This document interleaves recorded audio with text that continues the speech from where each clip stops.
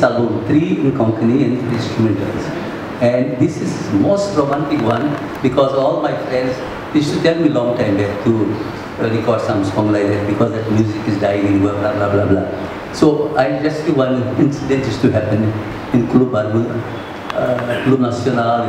When I was young, 30 years back, when I had my band Caballeros, we used to play so many rhythms at that time. The band used to play from 10 till 6 o'clock morning. The rhythm was samba, rumba, ramba, bayang, waltz, tango, twist, slow fox. Then this one,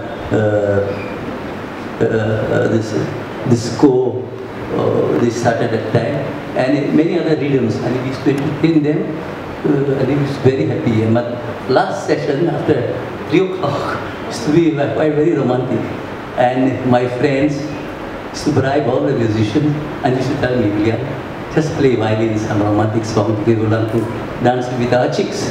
I said, used to bribe us, selling the bottles of whiskey and beer, all in line. Huh? So we, by 2:30, by 2 o'clock, we used to be a little high, because club used to give certain quota for us.